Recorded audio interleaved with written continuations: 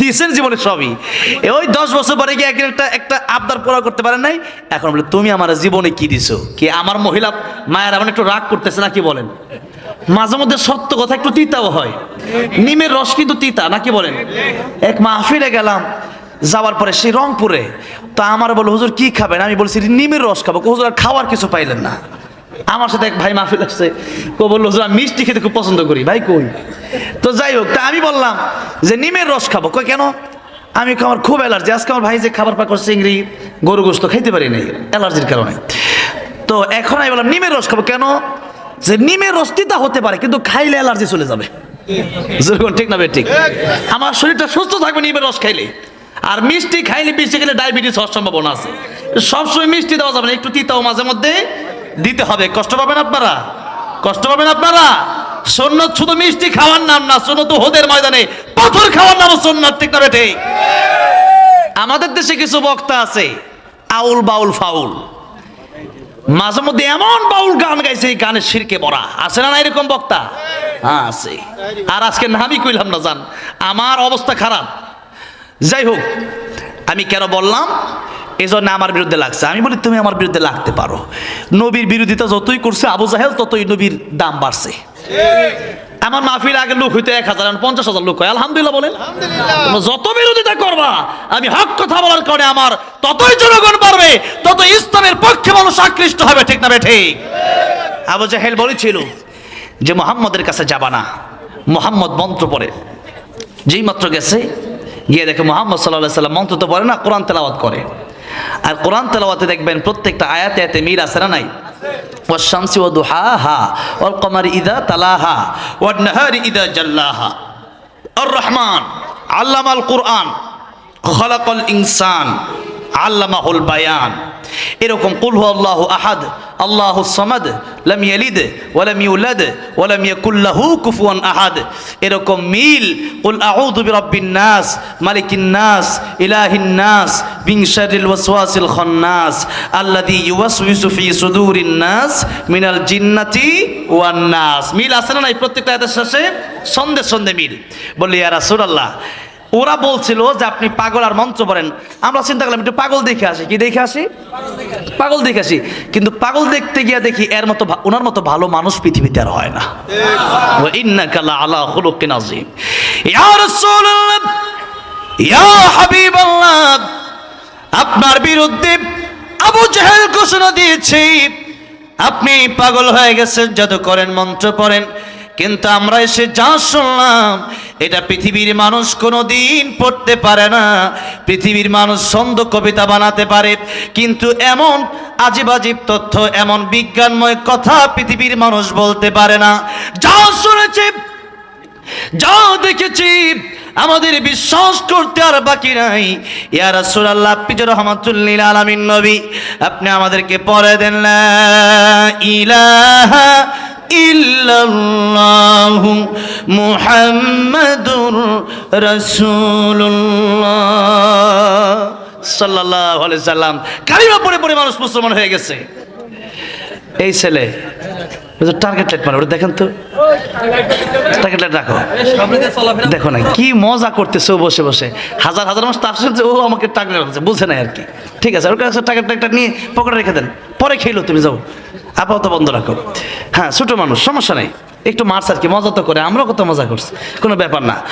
আমাদের দেশে জানেন কি একটা সমস্যা কি জানেন? ছোট বাচ্চাদেরকে না মসজিদে নিয়ে যেতে চায় না। ওই আরেকজন বলে ওরে মসজিদে নিয়ে আসছো কেন? নিষেধ। রাসূলুল্লাহ সাল্লাল্লাহু আলাইহি সাল্লামের সাথে মসজিদে বাচ্চারা এসে আনন্দ করতেন, মজা করতেন। সুবহানাল্লাহ বলেন। মক্কা মদিনাতে এবার আমি বড় হজে যাচ্ছি, উমরা আল্লাহ অনেকবার করাইছি। তো উমরাতে গেছি যখন, তখন মদিনাতে গিয়ে দেখলাম এত ছোট বাচ্চা, যারা হাজী সাহেবরা গেছেন, দেখি কারা কারা গেছেন। আলহামদুলিল্লাহ, আমার সাথে তো হাজী সাহেব বসে, ওর পিছনে বসে, স্টেজে সবাই দেখা যায়, যেরকম মারহাবা। আলহামদুলিল্লাহ, সবাই যাওয়ার তৌফিক দিয়ে বলেন আমিন। পৃথিবীর সবচেয়ে শ্রেষ্ঠ জায়গা, একবার যাবেন জীবন পরিবর্তন হয়ে যাওয়ার সম্ভাবনা আছে। এই জন্য সেখানে বাচ্চারা আছে না, মক্কা মদিনার ভিতরে খেলতেছে, দৌড়াচ্ছে। এত করে লাভটা কি? লাভটা একটু দেখেন। আমাদের পরিবারে প্রায় সবাই আলেম, যার কারণে আমার দাদা ছোটবেলা যখন 5-6 বছর বয়স ছিল, তখনই বাড়িতে ফজরের সময় আমরা ঘুমাতে পারতাম না।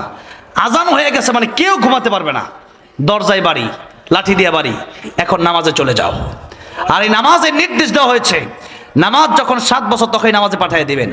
10 বছর হয়ে গেছে নামাজ পড়ে না, আপনি বলবেন তোর আমার বাড়িতে খাবার নাই, কারণ তখন রাসূল সাল্লাল্লাহু আলাইহি ওয়াসাল্লাম বলেছেন ওকে পিটাও নামাজ না পড়লে, কারণ সে আল্লাহরে চিনে না। ও বাপ্পা কেমনে চিনবে? যে আল্লাহর চেনে সে বাপ্পা চিনে না, যে আল্লাহকে চেনে সে বাপ মা চিনবে। ওয়াকাদা রাব্বুকা আল্লা তা'বুদু ইল্লা ইয়াহু ওয়া বিল ওয়ালিদাইনি ইহসানা। আপনি সন্তানকে নামাজি বানান, এই সন্তান আপনারা চিনবে, আপনার কষ্ট দিবে না। যে সন্তান নামাজি, এই সন্তানটা ঘরে রহমত নিয়ে আসে। আর যেই সন্তানটা ইয়াবাখুর হয়ে যায়, মাদক নেশায় জড়িত হয়ে যায়, সেই ঘরটা জাহান্নামের আগুনে হয়ে যায়। সন্তানকে ছোট থেকে নামাজি বানা। ইন্নাস সালাতা তানহা আনিল ফাহশাই ওয়াল মুনকার। নামাজি বানান।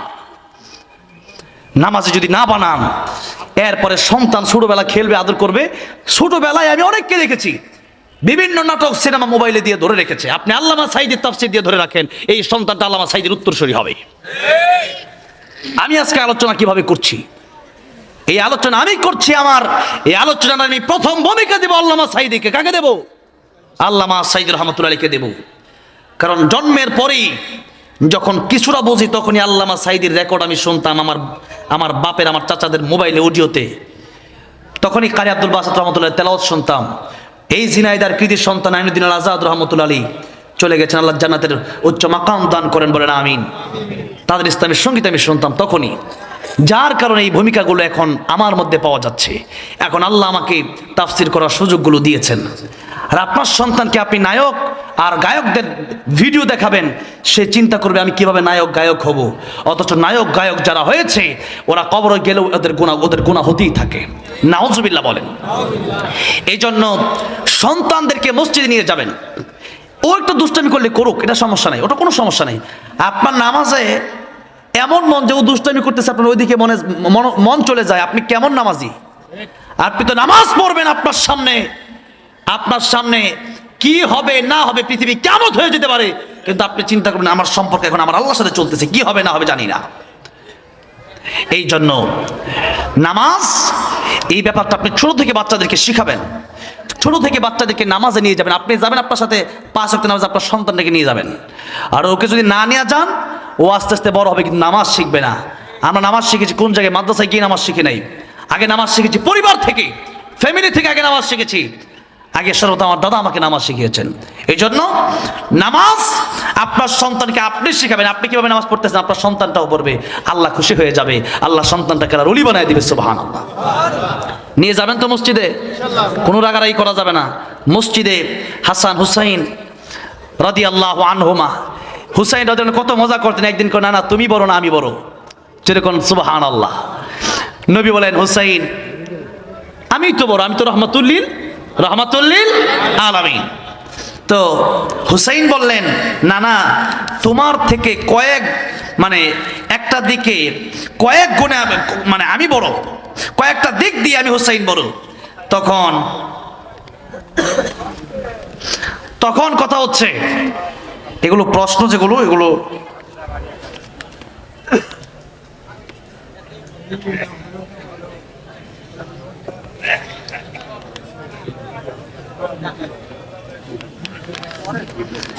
এই যে এগুলো প্রশ্ন, এগুলো হচ্ছে বিশেষ করে যে মাসালাগুলো জিজ্ঞেস করতেছেন আমাকে, এগুলো মুফতি সাহেবকে মাসালা জিজ্ঞেস করবেন।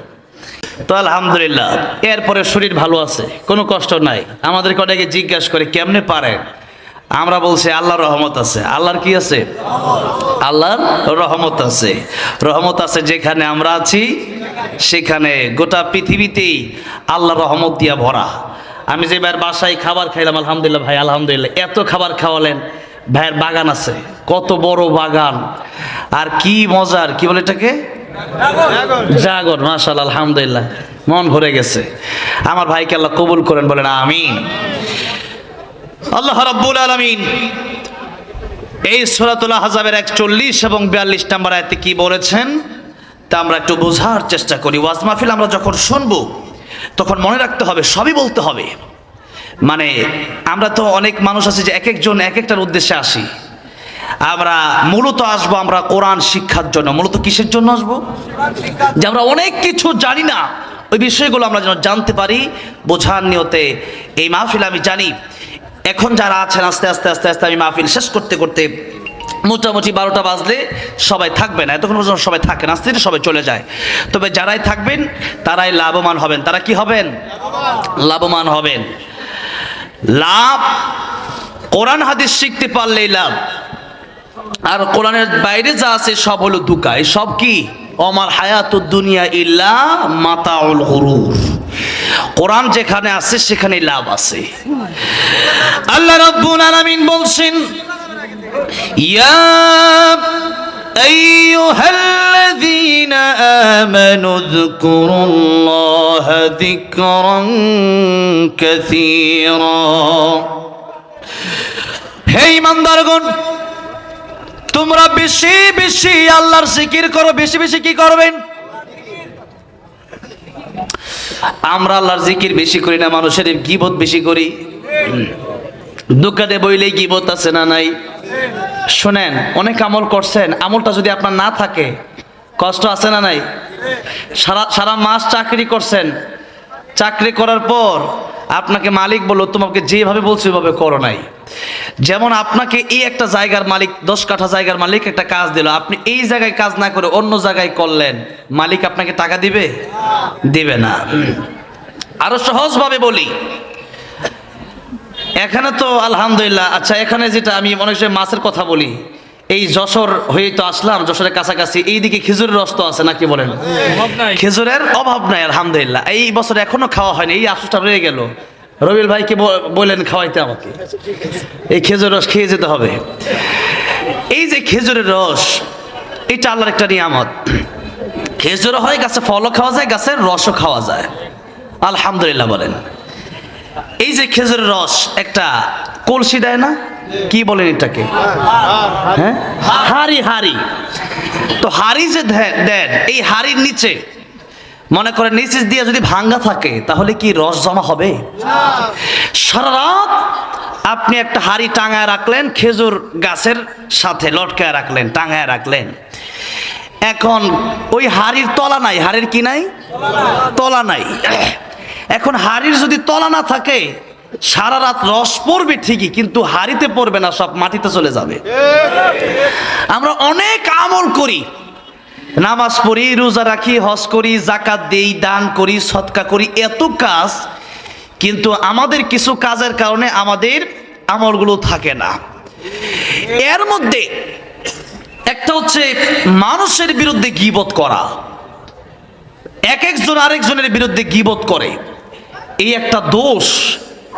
আপনারা যারা চলে যাবেন, যে 10 মিনিট পরে চলে যাবেন, এই একটা আলোচনা যদি বাড়িতে নিয়ে যেতে পারেন তাও আমার আফসোস নাই। আমি এই একটা আলোচনা আপনারা নিয়ে যান বাড়িতে, একটা আলোচনা, আজকের মাহফিল সার্থক হয়ে যাবে ইনশাআল্লাহ। একটা আলোচনা বাড়িতে নিয়ে যান। বলছিলাম আজকে চাই চলে বিভিন্ন আড্ডায়, মাঝে মধ্যে মসজিদের ভিতরেও, আস্তাগফিরুল্লাহ, মসজিদের ভিতরেও মাঝে মধ্যে অমুক লোকটা বেশ একটা সুবিধার না, বাটপার, এরকম কথাবার্তা হয় কি হয় না? এই সমস্ত কাজের কারণে নবীজি বলেছেন নারীরা 2টা কারণে, এই যে গীবতের প্রসঙ্গ মনে রাখবেন, যে এখানে নারীদের কাছে যাচ্ছি, আমি আসার আগে আমাকে এক ভাই বলল, হুজুর এত মহিলা হয়েছে, একটু মহিলাদের সম্পর্কে কিছু বললেন। তো বলার দরকার আছে না নাই? আছে। মহিলারা 2টা কারণে বেশি জাহান্নামে যাবে। কয়টা কারণে? 2টা কারণে। একটা হচ্ছে স্বামীকে কষ্ট দেওয়ার কারণে, স্বামীর অবাধ্য হওয়ার কারণে। এই দেশে অনেক মহিলা আছে দেখবেন, স্বামী ভালো, এরপরও তার ভালো লাগে না স্বামীকে, আন্তাজেই ভালো লাগে না। কেন যে ভালো লাগে না? শয়তানের ওয়াসওয়াসায় ভালো লাগে না। তখন বলে যে তোমার ঘরে না আয়া, তোমার ঘরে না এসে একটা রিক্সাওয়ালার ঘরে গেলেও ভালো ছিলাম, এরকম অনেক সময় বলে না?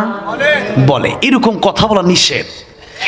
স্বামীর যে অবস্থা, একজনের ইনকাম আছে 50,000 টাকা, আর আরেকজনের ইনকাম আছে 10,000 টাকা, 2জন মানুষ কি সমান হবে? 2জনে কি একরকম শাড়ি কিনে দিতে পারবে? 2জনে কি একরকম সোনার আংটি কিনে দিতে পারবে? পারবে না। তাতে আপনি, ও মহিলা, ও মা, ও বোন, তাতে করে আপনি আপনার স্বামীকে কষ্ট দেওয়ার কথা বলতে পারেন না, যে তোমার ওই ঘরের ভাই দেখছি তাকে একটা হ্যাঁ স্বর্ণের নেকলেস কিনেছো, তুমি আমারে কেন দাও না? তুমি কি দিছো জীবনে? দিছেন জীবনে সবই, এরপর অনেক সময় বলে যে তুমি কি দিছো জীবনে। এই কথা আছে না নাই? তুলে বলেন আছে। এরপরও এগুলো আমি বলতে পারি, কিন্তু বললে যে বিষয়গুলো জিজ্ঞেস করেছে ইমাম এবং মুয়াজ্জিনের কিছু বিষয় নিয়ে এখানে কথা বলা হয়েছে, এই বিষয়গুলো আপনারা আলেমদেরকে নিয়ে, যারা হক্কানি আলেম তাদেরকে নিয়ে বসেই এটা ফয়সালা করবেন। কারণ মাসালা বা ফতোয়া এটা বলে দিলেই হয় না, এটা হচ্ছে তাফসির মাহফিল আর এটা হচ্ছে ফতোয়া মাসালা, এটা ভিন্ন ব্যাপার। তবে কথা হচ্ছে এগুলো আমি যখন বলতে চাই তবে একটা ফেতনা হতে পারে, এই জন্য আমি এই কথাগুলো বলছি না। যাই হোক, এগুলো ইনশাল্লাহ আপনার ব্যক্তিগত মাসালা হলে আপনি এটা আলাদা জেনে নেবেন আমার কাছ থেকে, অথবা এলাকার যে কোনো বিষয় নিয়ে এলাকার যারা আলেম আছেন, বড় আলেম, তাদের কাছ থেকে আপনারা জেনে নেবেন। মানে হুট করে প্রশ্ন, আর এইগুলো প্রশ্ন দিলেও শেষে দিতে হয়, একবারে মাহফিলের শেষে, যখন মাহফিল শেষ হয়ে যাবে, যখন মাহফিল একেবারে শেষ, এখন কোনো কাজ নাই তখন। এখন একটা তাফসীর ঢুকছে, আপনি একটা এখন ভাত খাচ্ছি গরু গোস্ত, এর মাঝখানে আপনি যদি আপনি আমাকে যেন বড়ই খান, তাহলে কিন্তু হবে না। আগে ভাত মাছ গোস্ত সব খেয়ে এরপরে আপনার দই দেয়, মিষ্টি দেয়, এরপরে ডাউ মানে বিভিন্ন খাবার, এরপরে ফল টল, এরপরে পানি, এরপরে শেষ। এটা একটা সিস্টেম আছে, সিস্টেম মেনটেন না করতে পারলে ওয়াজ মাহফিলের সৌন্দর্য নষ্ট হয়ে যাবে। আর যাই হোক, এবার আসেন যে কথা বলছিলাম, আলোচনার ইমেজ নষ্ট হয়ে গেছে, অল্প সময়ের ভিতরে আমি কথা শেষ করে দেবো। 11টা বাজে। হ্যাঁ, বাইরে থেকে এরকম স্লিপ, এগুলো আগে আপনারা দেখেন। ও যে কি লেখছে, ও লেখাই তো বোঝা যায় না, লেখা বগার ঠ্যাং লেখা। এখন এখানে জিজ্ঞাসা করছে 3টায় আজান দিলে হবে কিনা। মুয়াজ্জিন যদি মানে প্রতিশোধ নেয় তাহলে মুয়াজ্জিনের আজান হবে কিনা, নামাজ হবে কিনা, এগুলো জিজ্ঞাসা করছে। মুয়াজ্জিন প্রতিশোধ নেয় কেন? মুয়াজ্জিন প্রতিশোধ নিতে পারে, এটার আখলাকের ব্যাপার আছে। যেমন মুয়াজ্জিন নামাজের সময় হলে পরে আজান দিবে।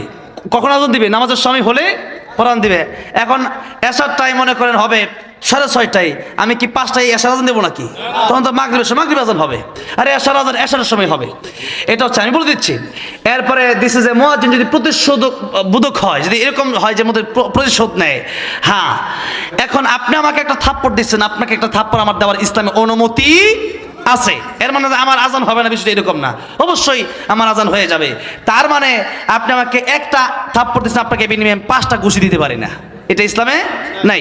তার মানে মুয়াজ্জিনের আজান হবে কি হবে না এরকম না, মুয়াজ্জিনের আজান হবে, মুয়াজ্জিনের পিছনে নামাজ পড়লে নামাজও হয়ে যাবে, কোনো সমস্যা নাই। ওইটা ওনার ব্যক্তিগত ব্যাপার তার সাথে। যাই হোক, এবার আসেন, এগুলো 2টা প্রশ্ন করছে আর কি। এগুলো এমন একটা প্রশ্ন যেগুলো দিলে হুট করে বয়ানের মাঝখানে বয়ানের ইমেজ চলে যাবে। একটা লাইনে আমি আসি, আমার তো একটা কথা বলতে বলতে আমি তো এখানে কোন আলোচনা করবো, আমি এগুলো কিতাব থেকে পড়ে এরপরে তো আসছি নাকি। এখন আমি যদি একটা উত্তর দেখি, একটু পরে আরেকটা আসবে, দেখেন না আপনি ওয়াজ আসে কতগুলা গজলের সিলিপি আসে, যেরকম ঠিক না বে ঠিক। আগের মতো ওয়াজ আর নাই, এখন আর ওয়াজ আসবেও না, ইমেজ নষ্ট হয়ে গেলে আর ওয়াজ হয় না। কথা বুঝতে পারছেন? আমি অন্যরকম মানুষ। যাই হোক, একটু এগুলো খুব একটু বুঝতে হবে এগুলো মাহফিল। তো যাই হোক, এতগুলো হাজার হাজার মানুষ কোরআনের তাফসীর হচ্ছে, এর মাঝখানে কোন মুয়াজ্জিন কি করছে না কি ইমাম সাহেব কি করছে এটা ঢুকাই দিচ্ছেন, তাহলে আমি কি করবো? ওরা কি করবো? ব্যক্তিগত বিষয় ব্যক্তি পর্যায়ে থাকবে, এটা হাজার হাজার জনসম্মুখে এই মাসলা আপনি জিজ্ঞেস করতে পারেন না। যাই হোক, ঠিক আছে, আল্লাহ সমস্ত ফিতনা থেকে হেফাজত করেন, বলেন আমিন। কোন জায়গায় যে ঢুকলাম, আপনাদের কিছু আলোচনা মনে আছে?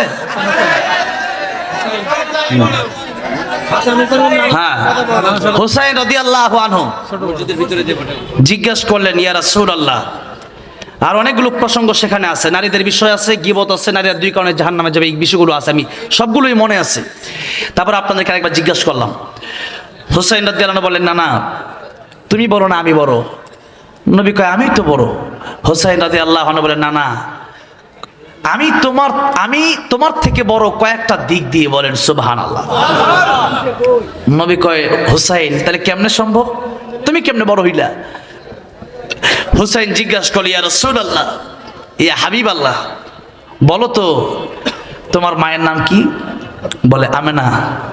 তোমার মাকে কি আল্লাহ জান্নাতের টিকিট দুনিয়াতে দিছে? না। আমার মা ফাতিমাতু সাইয়্যিদাতু নিসাই আহলিল জান্নাহ। সুবহানাল্লাহ। আমার মা তো সেই মা যার ব্যাপারে নবীজি সাল্লাল্লাহু আলাইহি সাল্লাম বলেছেন যে ফাতিমা জান্নাতের সর্দারনি হবে। আমার মতো পৃথিবীর সমস্ত মহিলাদের সর্দানি আমার মা সেই মা, তোমার মতো পৃথিবীর সমস্ত মহিলাদের সর্দানি হবে না জান্নাতে। তাহলে আমি বড় তুই বড়। নবীজি মুচকে মুচকে হাসতেছেন আর বলছেন, হুসাইন মায়ের দিক থেকে তুমিই বড়। বললে না না তোমার বাবার নাম কি? বলে আব্দুল্লাহ। আর কোন নাম আছে, টাইটেল আছে? কোন না, আব্দুল্লাহ ইনি। হুসাইন ডেকে বলল, না নাম শুধুমাত্র এতটুকুই, আর আমার বাবার নাম আসাদুল্লাহিল গালিব। আমার বাবা হযরত আলী শেরে খুদম, আল্লাহর সিংহ আমার বাবা। কাফের বেঈমানেরা আলী রাদিয়াল্লাহু আনহুকে সিংহের মতো ভয় পায়। জোরে বলেন আল্লাহু আকবার। আমার বাবা সেই বাবা, যেই বাবা সূরা মুবাশশারাত বিশেষ 10 জন জান্নাতি টিকিট প্রাপ্ত সাহাবীদের মধ্য থেকে একজন সাহাবী নবী দুলালী ফাতেমা রাদিয়াল্লাহু আনহার স্বামী আমার বাবা আলী রাদিয়াল্লাহু আনহু। ও আমার নানা, ইয়া রাসূলুল্লাহ, ইয়া হাবিবাল্লাহ, এবার তুমি বলো বাবার দিক থেকে আমি বড় না তুমি নবী বড়? নবী বলেন, হুসাইন বাবার দিক থেকেও তুমি হুসাইন বড়। সুবহানাল্লাহ বলেন। এবার বলেন, না তোমার নানির নাম কি? নবীর নানির নাম বললেন হুসাইন রাদিয়াল্লাহু আনহু। বললেন, নানা গো, আমার নানি সেই নানি যেই নানি আল্লাহ নবী বিশ্ব নবী রাহমাতুল্লাহ লিল আলামিনের বিপদের সময় বন্ধু হয়েছিল। আমার নানি সেই নানি যেই নানিকে এই দুনিয়াতে আমার আল্লাহ রাব্বুল আলামিন নিজে সালাম দিয়েছেন। তোমার নানির আল্লাহ সালাম দিছে? কর না। ও নানা, আমার নানি তো সেই নানি যেই নানিকে আমার আল্লাহ রাব্বুল আলামিন সালাম দিয়েছেন। নানা, আমার নানির দাম তো অনেক বেশি। খাদিজাতুল কুবরা রাদিয়াল্লাহু আনহা আমার নবীকে, আমার নবীর সাথে যখন বিয়ে হয়ে গেল, খাদিজা রাদিয়াল্লাহু আনহা তৎকালীন ধনী একজন ব্যবসায়ী মহিলা ছিলেন। লোকেরা বলল, এমন একজন মানুষের কাছে তুমি বিয়ে বসেছ যে লোকের টাকা পয়সা নাই, সোনা দানা নাই, গরিব মানুষ। খাদিজাতুল কুবরা রাদিয়াল্লাহু আনহা কে বললেন, ও মক্কাবাসী, তোমাদেরকে জিজ্ঞাসা করতে চাই, তোমরা বলবে আমার নবী চরিত্রের দিক দিয়ে ভালো না খারাপ? সবাই বললেন, মুহাম্মদ রাসূলুল্লাহর মতো চরিত্র হয় না। জোরে বলেন সুবহানাল্লাহ।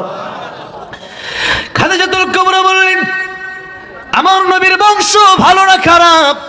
বলল, বংশ ভালো, কুরাইশ বংশ, সবচেয়ে সম্মানিত বংশ। খাদিজাতুল কুবরা রাদিয়াল্লাহু আনহা জিজ্ঞাসা করলেন, ও মক্কাবাসী, তাহলে তোমরা বলো আমার নবীর চেহারা কেমন সুন্দর? লোকেরা বলল, এমন সুন্দর চেহারা আমরা পৃথিবীতে কোনোদিন দেখি নাই। তোমার সৃষ্টি যদি হয় এত সুন্দর, না জানি তাহলে তুমি কত সুন্দর, কত সুন্দর। দুনিয়া সুন্দর, মানুষ সুন্দর, আসমান সুন্দর, জমিন সুন্দর, সুন্দর সুন্দরে পাল্লা। জানি না কত সুন্দর তুমি আল্লাহ, জানি না কত সুন্দর তুমি আল্লাহ। বলেন, দুনিয়া সুন্দর, মানুষ সুন্দর, আসমান সুন্দর, জমিন সুন্দর, সুন্দর সুন্দরে পাল্লা। জানি না কত সুন্দর তুমি আল্লাহ, জানি না কত সুন্দর। এত আস্তে ঝরনা ছুটে চলে একে বেঁকে, পৃথিবীর বুকে কত ছবি একে। নদীর ওই কলতানে, সাগরের গর্জনে, ঢেউে ঢেউে দেয় পাল্লা। জানি না কত সুন্দর তুমি আল্লাহ, জানি না কত সুন্দর। জোরে বলেন সুবহানাল্লাহ।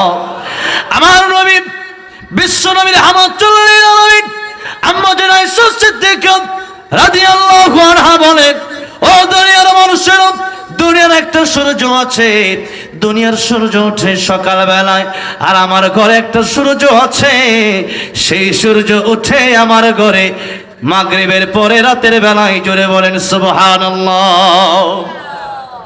খাদিজাতুল কুবরা রাদিয়াল্লাহু আনহা বলেন, ও মক্কাবাসী, তোমরা বলো আমার নবীর চেহারা সুন্দর কমলা বেশি?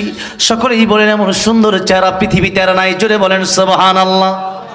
খাদিজাতুল কুবরা রাদিয়াল্লাহু আনহা বলেন, ও মক্কাবাসী, আমার স্বামীর চেহারা সুন্দর, আমার স্বামীর বংশ ভালো, আমার স্বামীর চরিত্র সুন্দর নাই, কি বলে সম্পদ নাই। ও মক্কাবাসী, তোমাদেরকে সাক্ষী রেখে এই মুহূর্তে বলে দিলাম, আমি খাদিজাতুল কুবরা রাদিয়াল্লাহু আনহার সম্পত্তিগুলো আমি মুহাম্মদুর রাসূলুল্লাহর নামে ওয়াকফ করে দিলাম। এখন আর কিসের কমতি? এখন কমতি আছে? এত ভালোবাসতো। এখন খাদিজাতুল কুবরা রাদিয়াল্লাহু আনহা মৃত্যুর আগে দেখেন, যাকে আল্লাহ সালাম দিছে ওনাকে, সে খাদিজাতুল কুবরা রাদিয়াল্লাহু আনহাকে আল্লাহ ভালোবাসেন কম না বেশি? আল্লাহ ভালোবাসে, জন্য তো সালাম দিচ্ছেন আল্লাহ। আমি তো গারে হারাই গিয়েছি, যেখানে কোরআন নাজিল হয়েছে সেখানে গিয়ে আমি আল্লাহকে সেজদা দিয়ে এসেছি। একবার উঠতে মানে উঠার ইচ্ছা ছিল না প্রথম, যে এত উপরে উঠবো কেমন, কিভাবে। সেখানে যাওয়ার পরে একটা মসজিদ ছিল, মসজিদে বেলাল, তো সেখানে যে শায়েখ তারা আমাকে বলে আজান দেওয়ার জন্য, আলহামদুলিল্লাহ বলে। সেখানে আমাদের বাংলাদেশের লোকও ছিল, তো সেই মসজিদে আমি আজান দিলাম। এরপরে সেখানে নামাজ পড়লাম, সেখানে উঠলাম। একবার ওঠার সময় সেদিন আমি চিন্তা করছিলাম যে আম্মাজান খাদিজাতুল কুবরা রাদিয়াল্লাহু আনহা সেখানে দৈনিক 2 বেলা রাসূল সাল্লাল্লাহু আলাইহি ওয়াসাল্লামকে কিভাবে খাবার দিয়ে আসতেন, একজন মহিলা মানুষ হয়ে। আমি উঠছিলাম আর চিন্তা করছিলাম এত উপরে যে কয়েক বোতল পানি শেষ হয়ে গেছে আমার। হ্যাঁ, 750 মিটার, মানে প্রায় 1 কিলোর কাছাকাছি, প্রায় 1 কিলোর কাছাকাছি। এত বড় একটা পাহাড়, সেখানে তিনি উঠতেন, কত কষ্ট করতেন আমার নবীর জন্য। কি ভালোবাসা ছিল, আল্লাহু আকবার বলেন, কি ভালোবাসা ছিল। তখন আমি উঠছিলাম আর ঘামছিলাম, এমনি তো গরম। আমি ওই সময় আমার মনে হলো, মানে জীবনে মনে হয় সবচেয়ে কষ্ট ওই দিনটাই আমার ছিল, ওই গাড়ে হেরাই ওঠার সময়। তো যাই হোক, আম্মাজান খাদিজাতুল কুবরা এত কষ্ট করলেন নবীর জন্য, জীবনটা দিয়ে দিলেন। এরপরে মৃত্যুর আগে নবীকে বলেন, ইয়া রাসূলুল্লাহ, ইয়া হাবিবাল্লাহ, আমার কবরে আমি কি নিয়ে যাব? আমার তো কিছুই নিয়ে যাওয়ার নাই, আমি আপনাকে কিছু ওসিয়ত করব। এর মধ্যে একটা ওসিয়ত করলেন, ইয়া রাসূলুল্লাহ, ইয়া হাবিবাল্লাহ, ওই কবরে আমি খাদিজাতুল কুবরা যাব। আপনি আপনার জুব্বা দিয়া, আপনার শরীরের কাপড় দিয়া অথবা চাদর দিয়া আমি খাদিজার কাফন আপনি পরাই দিবেন। ইয়া রাসূলুল্লাহ, ইয়া হাবিবাল্লাহ, আরেকটা প্রতিশ্রুতি আমাকে আপনি দেন, ওই কবরে যাওয়ার পরে আমি খাদিজা প্রশ্নের জবাব কিভাবে দিব আমি জানি না। আমার তো ভয় হয় ওই কবরে গেলে মনে হয় আমি খাদিজাতুল কুবরা প্রশ্নের জবাব দিতে যদি না পারি। ইয়া রাসূলুল্লাহ, ইয়া হাবিবাল্লাহ, আপনি আমাকে একটা কথা দিবেন, আমাকে দাফন করে দেওয়ার পরে সবাই চলে আসলেও আমার কবরের পাশ থেকে আপনি আসবেন না। ঠিকই দেখা গেল, যখন খাদিজাতুল কুবরা রাদিয়াল্লাহু আনহার মৃত্যু হয়ে গেল, নবীজি তাকে দাফন করলো। দাফন করে দেওয়ার পরে সবাই চলে আসতেছে, কিন্তু নবীজি আসে না। আমার আল্লাহ রাব্বুল আলামিন জিবরাইল আমিনকে ডাক দিয়ে বললেন, জিবরাইল, আমার নবীর কাছে তুমি যাও, আমার নবীর কাছে গিয়ে বলবো খাদিজাতুল কুবরা রাদিয়াল্লাহু আনহার প্রশ্নের জবাব আমার নবীর দিতে হবে না, বরং খাদিজাতুল কুবরার প্রশ্নের জবাব আমি আল্লাহ রাব্বুল আলামিন নিজেই দিয়ে দেব। এই জন্য আপনি অত্যাচার যদি করেন তাহলে আপনি জালেম কাতারে পড়ে যাবেন। যে কথা বললাম, নারীরা যাবে দুইটা কারণে জাহান্নামে। কয়টা কারণে? একটা স্বামীর অবাধ্য হওয়ার কারণে, স্বামীর সাথে বেয়াদবি করার কারণে। 2 নম্বর কারণ হচ্ছে নারীরা এবং নারীরা, এটা পুরুষদের মধ্যে আছে। এটা বলি আজকে আপাতত শেষ করি। এটা জিকিরের অপর পিঠ বলতে গিয়ে আমি এই কথাগুলো বলছিলাম যে মানুষ আমার দেশে গীবত করে, এই কথাগুলো বলতে বলতে এই কথায় আসছিলাম। আরেকটা হলো গীবত, যে ব্যাপারে সূরা হুজুরাত আল্লাহ রাব্বুল আলামিন বললেন, ওয়ালা ইয়াগতাব বা'দুকুম বা'দা, তোমরা একজন আরেকজনের বিরুদ্ধে গীবত করবা না, অপবাদ পরনিন্দা করবা না। কেন? আল্লাহ বলছেন, আইয়ুহিব্বু আহাদুকুম আইয়াকুলা লাহমা আখিহি মাইতান ফাকারিহতুমু। আল্লাহ বলেন, আইয়ুহিব্বু আহাদুকুম, তোমরা কি কেমনটা পছন্দ করো যে আইয়াকুলা লাহমা আখিহি মাইতা, যে তোমরা তোমাদের মৃত ভাইয়ের কাঁচা গোশত চাবায়া খাবা। নাউজুবিল্লাহ বলেন, এটা কি আমরা কেউ পছন্দ করি? এরপর আল্লাহ নিজেই বলেন, ফাকারিহতুমু, এটা তোমরা অপছন্দ করো। সুতরাং এটা যেমন হারাম, নিজের ভাইয়ের কাঁচা গোশত, যেমন মরা ভাইয়ের কাঁচা গোশত খাওয়া যায় না, ঠিক তিনি গীবত আমি আল্লাহ হারাম করে দিলাম। এবার গীবতের ক্ষতি দুইটা, সংক্ষেপে বলি। আপনি যদি আমার বিরুদ্ধে গীবত করেন, তাহলে আপনার নেক আমলগুলো আমার কাছে চলে আসবে, আমার গুনাহগুলো আপনার কাছে চলে যাবে। জোরে কোন নাউজুবিল্লাহ। আপনি ক্ষতিগ্রস্ত হয়ে গেলেন। আমি এই যে বলছিলাম যে খেজুরের হাড়ির তলা নাই, মনে আছে তো? সেই কথা বলতে গিয়ে এই পর্যন্ত আসলো। খেজুরের হাড়ির কি নাই? তলা নাই। আপনি ইবাদত করলাম, নামাজ পড়লাম, রোজা রাখলাম, দান করলাম, এরপরে আরেকজনে গীবত করলাম। এই যে দান, নামাজ, রোজা সবগুলো তার আমলনামায় চলে গেল। কেন? গীবত করার কারণে। তাহলে আমরা গীবত থেকে বাঁচবো। এটা হচ্ছে আজকের 1 নম্বর ওয়াজ। জিকিরে আমরা গীবত না করে আমরা করব জিকির। আমরা কি করব? জিকির। কি করব? জিকির। জিকির শব্দের 1 নম্বর অর্থ হচ্ছে কোরআন শরীফ, 2 নম্বর অর্থ হচ্ছে উপদেশ, 3 নম্বর অর্থ হচ্ছে নামাজ, 4 নম্বর অর্থ হচ্ছে আল্লাহর আইন, 5 নম্বর অর্থ হচ্ছে আল্লাহকে স্মরণ করা। এগুলোর এক একটা ব্যাখ্যা দিতে গেলে আরও 2-4-5 ঘন্টা সময়ের দরকার। আগামীতে যখন আবারও আসবো, আমাকে মনে করে দিলেই ইনশাল্লাহ আমি এক একটা তাফসির করে দেবো ইনশাল্লাহ। কারণ কোরআন নিয়ে তাফসির করতে গেলে, কোরআন নিয়ে কথা বলতে গেলে কয়েক ঘন্টা সময়ের প্রয়োজন। এরপরে হলো কোরআনের উপদেশ, এগুলো নিয়ে বলতে গেলে আরও কয়েক ঘন্টার প্রয়োজন। এরপরে আসছে নামাজের কথা। এই নামাজের আয়াত নিয়ে সূরা জুমআ, ইয়া আইয়ুহাল্লাযীনা আমানু ইযা নুদিয়া লিস-সালাতি মিন ইয়াউমিল জুমআতি ফাসআউ ইলা যিকরিল্লাহি ওয়া যারুল বাই'a। এই যে নামাজের কথা, জিকিরের কথা, এই যে কথাগুলো, এগুলো বলতে গেলে আরো কয়েক ঘন্টা সময়ের দরকার। এরপরে আল্লাহর আইন প্রতিষ্ঠার ওয়াজ করতে গেলে আরো কয়েক ঘন্টা সময়ের দরকার। এরপরে আল্লাহর জিকির, শুধু সুবহানাল্লাহ আলহামদুলিল্লাহ আর লা ইলাহা ইল্লাল্লাহর ওয়াজ করতে গেলেও আরো কয়েক ঘন্টা সময়ের দরকার। তবে যেহেতু বললাম গীবত করবেন, রাস্তাঘাটে যখন চলবেন, জান্নাতে যাওয়ার পরে মানুষ আফসোস করবে, কেন যে আরেকটু বেশি যদি আল্লাহর জিকির করতাম, ইবাদত করতাম, এই জন্য আফসোস করবে। এই জন্য জিকির করবেন।